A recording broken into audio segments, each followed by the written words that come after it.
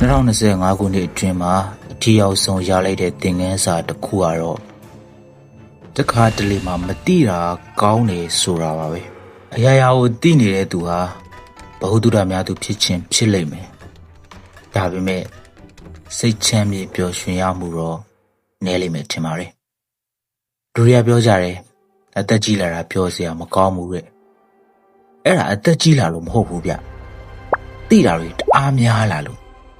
ငယ်တော့ကတုံးတိုက်တိုက်ကြားကြိုက်ဆိုတဲ့စိတ်နဲ့လွှာကနေဖြစ်ဖြစ်လက်ရှိခဲ့ကြတယ်မဟုတ်လားတွန်းဆုပ်လုပ်နေရမျိုးနဲတယ်ခြေသွက်လက်သွက်ရှိတယ်တဖြည်းဖြည်းသက်ကြီးလာတော့တွန်းဆုပ်တွေဖြစ်လာတယ်ချင်းရတာစဉ်းစားရတာတွေနဲ့ရှေ့ကိုမရောက်တော့ဘူးတခါတလေဗျာဘာမှတော့မလုပ်ဖြစ်တော့ဘူးငယ်ကဘာမှသိမသိသေးတော့အိပ်ပျော်လွယ်တယ်ပေါ့ဗျာခေါင်းနဲ့ခေါင်းထိလိုက်တာနဲ့တန်းဟောက်တော့တာပဲအသက်တဖြည်းဖြည်းကြီးလာတော့တီတာတွေများတွေးချင်းစရာတွေများလာပြီးတော့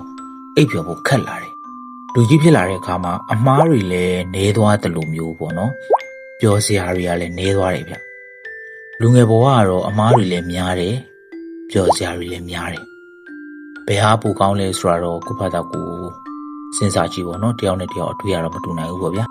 အခု social media ခေတ် ID ခေတ်မှာကိုသိကျင်တာတွေကိုအလွယ်တကူရှာလို့ရလာပြီ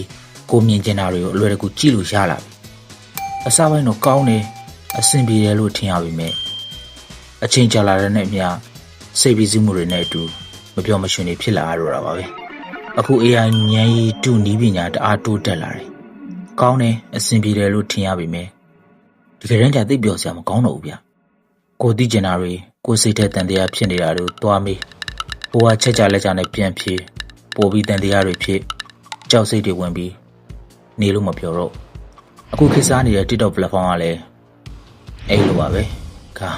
ဒီဗီဒီယိုက TikTok ပေါ်မှာကျင်ထားပြီးတော့TikTok မကောင်းချောင်းပြောနေတာတော့တိတ်တော့မကောင်းဘူးပေါ့ဗျာ sorry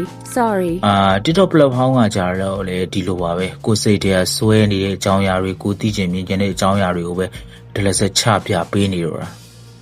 ဒါကြောင့်ပဲတချို့ဆိုလို့ရှိရင် social platform တချို့ကိုနားပစ်လိုက်ကြရတာမျိုးတွေရှိတယ်ပေါ့နော်အစားပိုင်းမှာစိတ်အပန်းပြေပြီးဘ ഹു တုဒရတဲ့အောင်ထင်ရပေမဲ့ကြာလာလေစိတ်ကိုဒုက္ခပေးလာလေဖြစ်လို့ထင်ပါတယ်ဒါတွေကြောင့်ပဲထင်ပါတယ်လူတွေက IT ခေတ် AI ခေတ်မှာနေပေမဲ့ connection မမိတဲ့ဝေးလံခေါင်တည်တဲ့ကြေးလက်ဒေတာမျိုးတွေကိုသဘောကျနေကြတာတွေတွေ့ရတယ်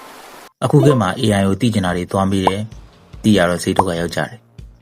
သိကျင်တာတွေရှာကြည့်တယ်သိရတော့စိတ်ဒုက္ခရောက်ကြရတယ်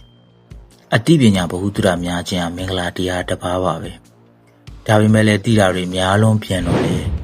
ဒုက္ခတွေရောက်ကြပြန်နေအရာဟာမီးနဲ့ရေအစိုးနဲ့အကောင်လို့အမြဲတွန်တွဲနေတာပါပဲအသိပညာဘ ഹു တုဒများတာကောင်းနေဒါပေမဲ့လည်းဗျာတခါတည်းမှာဘာမှမသိတာလေတိတ်ကောင်းတာပါပဲ